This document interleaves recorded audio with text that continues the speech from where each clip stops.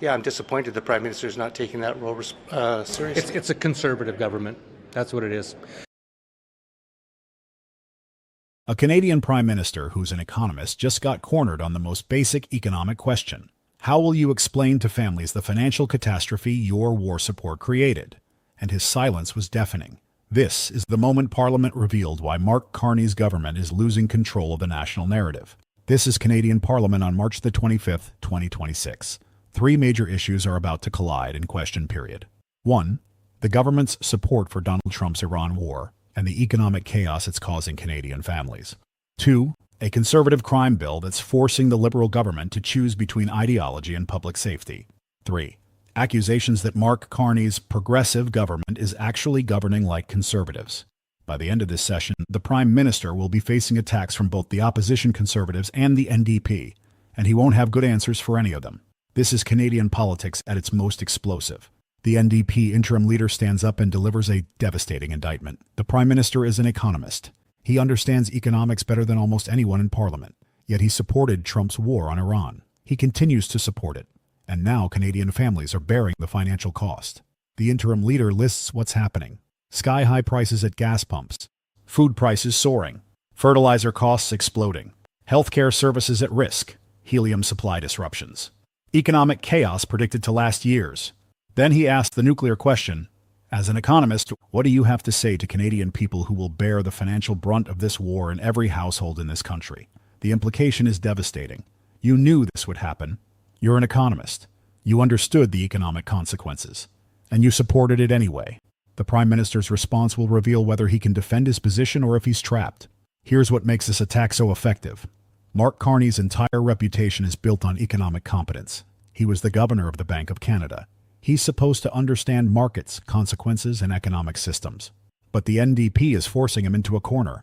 If you're truly an economist, you can't claim you didn't know the economic consequences of supporting a Middle East war during a global energy crisis. Either A. He knew the consequences and supported it anyway, reckless. B. He didn't know the consequences, incompetent. C. He can't defend his position, weak.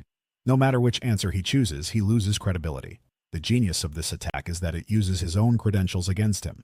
His economic background becomes a liability, not an asset. Before the government can recover from the war question, the Conservative Justice Shadow Minister stands up and delivers the second punch. A crime bill.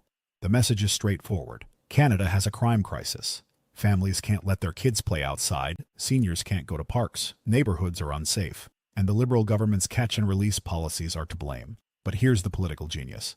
The Conservatives aren't just attacking, they're offering a solution, the Jail Not Bail Act, and they're framing it as common sense. Put repeat violent offenders behind bars. Support victims. Support law enforcement. The Conservative points out that the government has been talking about fixing crime, but hasn't gone far enough. Meanwhile, crime keeps getting worse. This forces the Liberal government into either support the bill, admitting their current approach has failed, or oppose it, appearing soft on crime. 250 to 335. The political trap, the government now trapped into attacks. From the NDP, you're an economist who supported a war that's destroying Canadian family budgets. From the Conservatives, you claim to care about crime, but refuse to support real solutions. Both attacks target the government's core weakness, the gap between what it promises and what it delivers. The Conservative Justice Shadow Minister makes this explicit. They've talked a big game about fixing the crisis, yet they don't go far enough. This is the classic opposition strategy. Show that the government is weak. Show that the government's policies have failed. Show that the government won't admit the failure. The Conservative response is significant because it's not partisan attack. It's framed as community safety shouldn't be a partisan issue. It's framed as common sense. It's framed as collaboration. That's dangerous for the government because it makes opposing the bill look unreasonable. Then the NDP Interim Leader delivers the most cutting attack. He calls the Carney government a conservative government. He lists the evidence. Cancelled the carbon tax, Poilievre policy. Cancelled capital gains inclusion, Poilievre policy. Reversed the digital services tax, Poilievre policy. Slashing public services, Poilievre policy. Attacking labor rights, Poilievre policy. Rolling back environmental protections, Poilievre policy. Then he delivers the knockout. I don't think he's taken a foreign policy position that the Conservatives don't agree with. This attack is devastating because it strips away the government's identity. Mark Carney was supposed to be a progressive alternative. Instead, he's governed from the right. The NDP leader frames this perfectly. It's not really a partisan thing to say, it's a fact. If you look at the record, he has clearly governed from right of center. This is the most dangerous attack because it doesn't just criticize government policies. It questions whether the government is what it claims to be. While the government is reeling from these attacks, another vulnerability emerges: the Prime Minister's absence from question period. An MP points out that Carney has only attended 7 of the 26 question periods this year. That's 27%. When Parliament isn't sitting, when there are breaks scheduled, he's barely present. The NDP leader responds, "The Prime Minister should be accountable to Parliament every day. It's his job." This is significant because it reinforces the narrative of weakness. A Prime Minister who doesn't show up to question period is avoiding accountability. A Prime Minister who doesn't face regular questioning is hiding. One MP explains why this matters. If you think about it, last week was a break week. There's a break week for 2 weeks after this, and he was here maybe once.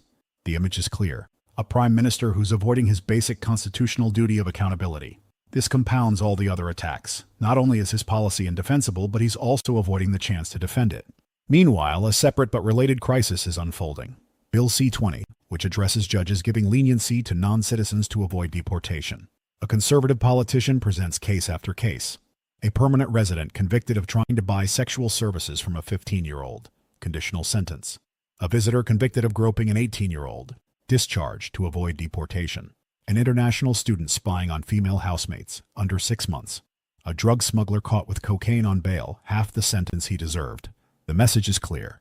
Justice is broken when judges are giving lighter sentences to protect people from deportation consequences. The Conservative frames this perfectly. One law for all people in Canada. Doesn't matter who you are or where you come from. This is a bipartisan issue. Even the NDP can't really argue against equal justice under law. But it shows the government's judicial system is perceived as broken. The NDP Interim Leader also reveals that he's stepping down. A new leader will be chosen this weekend. His final message is telling, Canadians do not want a US-style two-party system. But the irony is that the NDP itself is in crisis. With 44% of past NDP voters not recognizing any of the leadership candidates, the party is struggling with visibility and identity. The interim leader tries to project confidence. I remember when Jack Layton won in 2003, nobody in the rest of Canada knew who Jack Layton was. They got to find out pretty quick. But the polling shows the party in trouble, a party that needs to rebuild, a party that's struggling to reconnect with its base.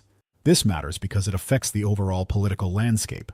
If the NDP is weak, the Conservatives become stronger. The government faces more aggressive opposition without a strong left-wing counterweight. What's emerging from this parliament session is a pattern of government weakness across multiple fronts. On the war, the PM can't explain the economic consequences.